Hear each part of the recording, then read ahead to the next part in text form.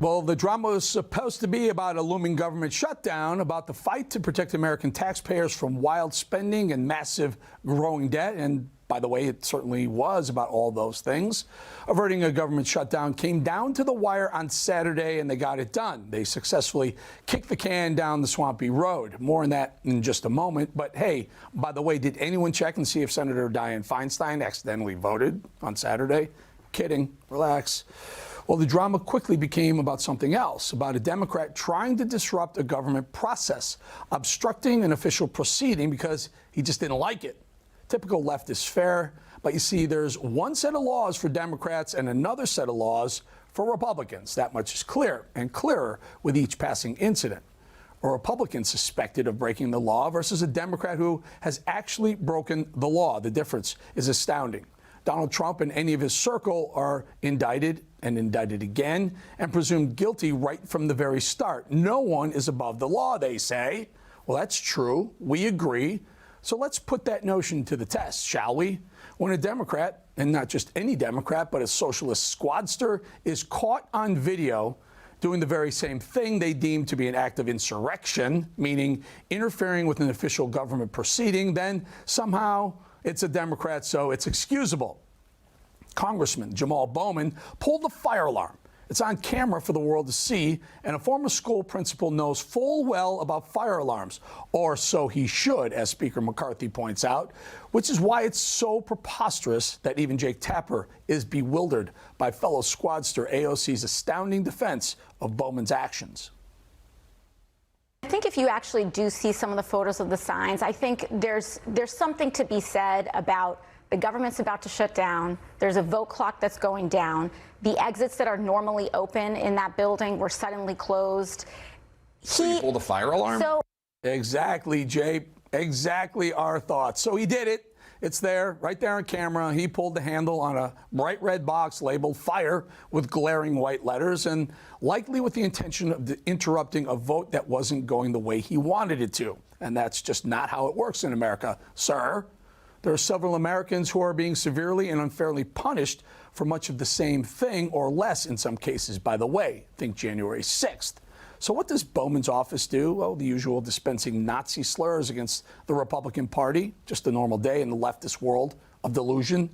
Bowman commits an act of insurrection, so his office proposes the following rebuttal for those who inexplicably, unbelievably choose to defend that insurrectionist. Quoting, Republicans need to instead focus their energy on the Nazi members of their party before anything else.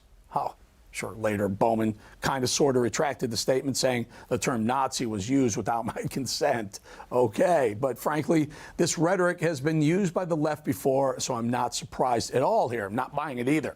Meanwhile, there's a fair share of drama continuing into today, more than just Bowman pulling a fire alarm, but also Florida Congressman Matt Gaetz pulling the proverbial alarm today, questioning Speaker McCarthy's intentions, demanding answers about a so-called secret side deal with Joe Biden. Well, like I've said, it took Speaker McCarthy 15 votes to become the Speaker. So until I get to 14 or 15, I don't think I'm being any more dilatory than he was. Joining me now, Chairman of the House Oversight Committee, Kentucky Congressman James Comer. Chairman, I don't know where to start. Let's start with Bowman. Let's just start with Bowman. I mean, you know, insurrectionists, they called January 6th insurrectionists because they disrupted an official proceeding going on inside the Capitol building. Why is Bowman any different? He's not any different.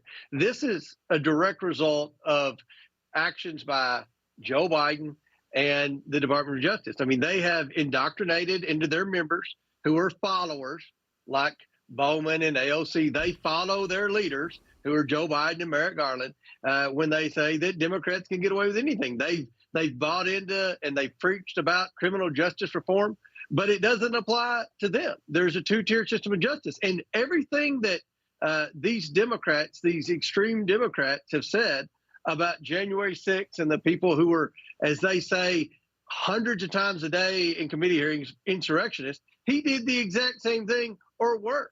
I mean, he knew exactly what he was doing. Would he believe his students when he was principal of a school if they pulled a fire alarm and said they thought that was the only way out? No, of course not. He would not believe that.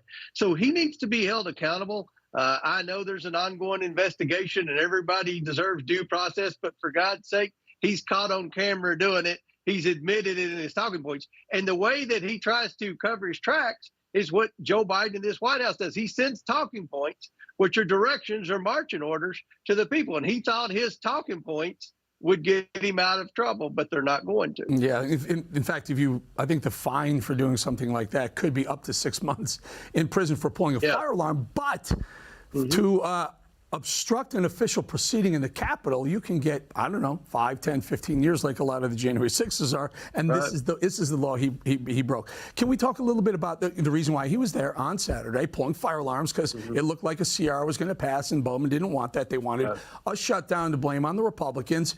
Gaetz, Matt Gaetz versus Kevin McCarthy. Kind of officiate that for us, will you, Chairman? Yeah, well, there's plenty of blame to go around. Everyone's got some type of liability in this whole situation. Let's start with what we were supposed to do. We were supposed to vote on 12 spending bills before September 30th. That's not been done in the 7 years I've been in Congress. We've tried to do that. I am for cutting spending. I voted for every amendment to all these spending bills that we voted on last week. I voted for every conservative amendment. There's not a number that scares me as to how much you can cut, because we cannot continue to spend $2 trillion a year more than we take in. But here's the problem. Those amendments would only get between 85 and 110 votes on the House floor out of 435. It takes 218 votes to pass. So the reality is that a lot of these conservative spending bills don't have 218 votes, because there's not a Democrat in Congress that wants to cut anything. They want to increase spending. So, the leadership, although they did a poor job of managing the calendar, has had a very difficult time getting to 218. Now, what we were faced with on Saturday was a government shutdown. I know a lot of people say, oh, we should have shut the government down. I don't believe that. I believe in spending cuts. I will cut. I will make all the hard decisions. But at the end of the day, I think we have to continue to do what our caucus wants. But it's difficult to get to 218. Yeah, it is. It is, and you weren't going to get to 218, especially with the 20 or so that decided not to vote for it. But let's talk to us a little bit about what's happened since then. So they get the CR. We're going forward, but there's an indication Matt Gaetz firmly believes that there may have been a side deal made between the White House, which apparently the White House called Speaker McCarthy prior to this deal going down, and pushed for this thing to go through. I don't know what kind of deal making went on behind the scenes, but I'm sure that there were communications because the Democrats wanted the government to shut down. They wanted to blame this on Republicans. So the whole thing's like making sausage. I'm a farmer by trade. Everybody likes sausage. You don't want to watch it being made. That's kind of like making bills. But one thing that I think is accomplished, that has been accomplished, that everyone can agree on, is that we're committed to getting those bills passed. It's just taken a lot longer. May I ask you, sir? I'm running out of time. Just a quick answer, if you don't mind. If Gaetz does propose a motion to vacate, would you vote for it or against it? I'll vote against it. Very good. All right, very good. Chairman James Comer, appreciate your time. We'll see you again soon. Thank you for joining us. Thanks for having me.